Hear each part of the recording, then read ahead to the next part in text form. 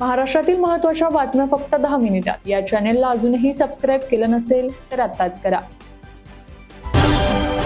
2035 पर्यंत राज्यातील विजेची मागणी मोठ्या प्रमाणावर वाढणार असल्याने अखंड वीज पुरवठा सुनिश्चित करण्यासाठी सर्व प्रकल्प वेळेत पूर्ण करण्याचे स्पष्ट निर्देश मुख्यमंत्री देवेंद्र फडणवीस यांनी दिले आहेत। राज्याचे मुख्यमंत्री तथा ऊर्जा मंत्री देवेंद्र फडणवीस यांच्या अध्यक्षतेखाली गुरुवारी दिनांक 26 फेब्रुवारी रोजी राज्यातील वीज पारेषण प्रकल्पांच्या प्रतिसंदर्भात महत्त्वाची आढावा बैठक पार पडली।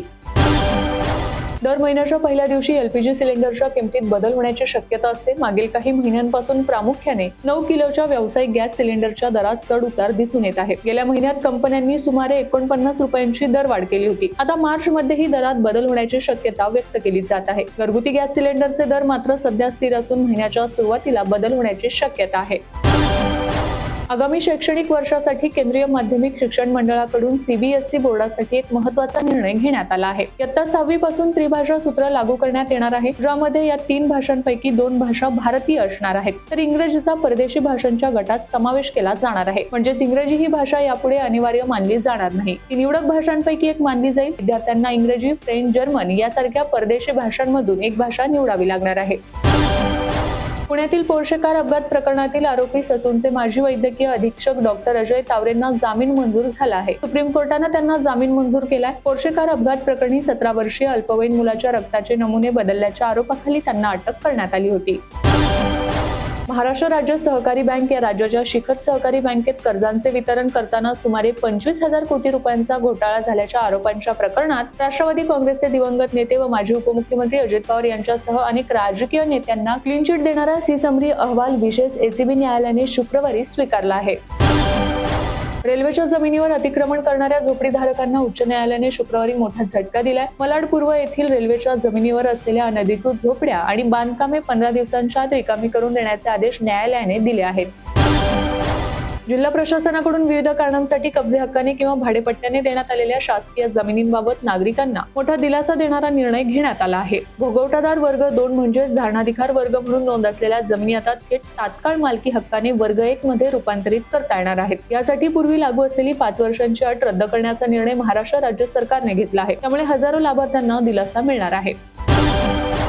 ज्येष्ठ नेते शरद पवार यांच्यासाठी राज्यसभा सोडण्यास उभाटा गटाने नकार दिल्यामुळे महाविकास आघाडीत संघर्ष पेटण्याची चिन्हे आहेत। राज्यसभेच्या जागेसाठी कुठल्याही परिस्थितीत आम्ही आमचा दावा सोडणार नाही। आमच्या पक्षातील आमदारांनी उद्धव ठाकरेंसमोर आपले मत मांडले आहे, असे वरुण सरदेसाई यांनी म्हटले आहे।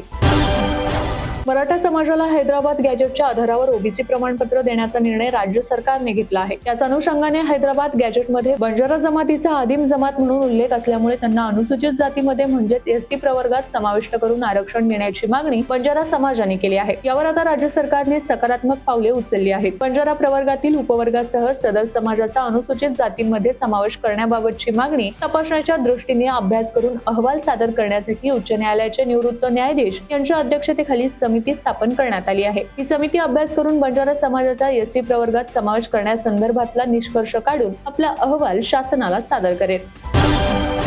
पंतप्रधान नरेंद्र मोदी यांच्या नुकत्याच संपन्न झालेल्या इस्रायल दौऱ्यामध्ये जवळपास 27 तासांमध्ये 27 करार झाले असून यामुळे दोन्ही देशांमधील संबंध एका नव्या उंचीवर पोहोचले आहेत। सायबर सुरक्षा, कृषी, संरक्षण क्षेत्रातील सहकार्य, कृत्रिम बुद्धिमत्तेच्या क्षेत्रातील सहकार्य, अंतराळ क्षेत्र, तंत्रज्ञान देवाणघेवाण अशा विविध क्षेत्रात सहकार्य वाढवण्याचे करार करण्यात आले आहेत। तसेच संरक्षण क्षेत्रातील ड्रोन, क्षेपणास्त्रे, रोबोटिक्स यांच्या संयुक्त उत्पादनालाही चालना देण्याचे करार दोन्ही देशांमध्ये करण्यात आले असून यामध्ये तंत्रज्ञान हस्तांतरणाचा समावेश करण्यात आला आहे। राज्यातील 12 जिल्हा परिषदांच्या निवडणुका नुकत्याच पार पडल्या। त्यानंतर सुप्रीम कोर्टाने स्थगिती दिलेल्या उर्वरित 20 जिल्हा परिषदांच्या निवडणुका कधी होणार याची सर्वांना उत्सुकता होती। ही उत्सुकता आणखी ताणली गेली आहे, कारण आता या निवडणुका थेट पावसाळ्यानंतरच होणार असल्याचं आता स्पष्ट झालं आहे। या संदर्भात आज सुप्रीम कोर्टात सुनावणी पार पडली।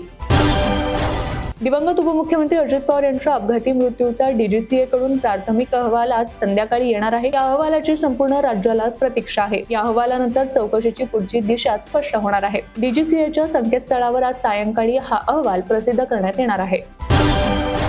नगर परिषद, नगरपंचायत आणि औद्योगिक वसाहतींच्या अध्यक्षपदी निवडून आलेल्या व्यक्तीला एकाच वेळी नगरसेवक पदाचीही परवानगी देणारे विधेयक विधिमंडळाने शुक्रवारी मंजूर केले आहे. विधेयकाच्या मजकुरानुसार नगर परिषद आणि नगरपंचायतीच्या नगरसेवकपदी निवडून येण्यास पात्र असलेली व्यक्ती अध्यक्षपदी निवडून येण्यासही पात्र आहे. म्हणून एखादी व्यक्ती अध्यक्ष आणि नगरसेवक पदी एकाच वेळी निवडणूक लढवू शकते आणि दोन्ही पदांवर निवडून येऊ शकते. दोन्ही पदांवर निवडून आलेल्या व्यक्तीला दोन्ही पदांसाठी लोकांचा मताधिकार असतो असे त्यात म्हटले आहे.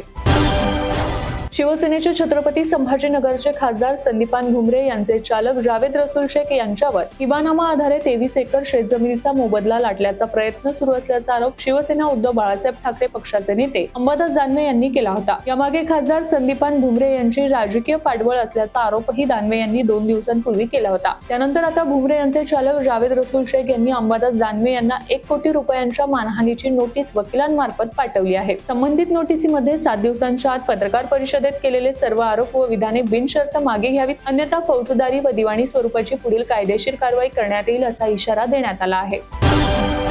AI तंत्रज्ञानाचा वापर करून मुंबईच्या ट्रॅफिक मॅनेजमेंटचा प्लॅन तयार करण्यात येत आहे. तसेच याबाबत लवकरच बैठक घेण्यात येईल अशी माहिती राज्याचे माहिती तंत्रज्ञान तथा मुंबई उपनगर पालकमंत्री आशिष शेलार यांनी विधानसभेत दिली आहे.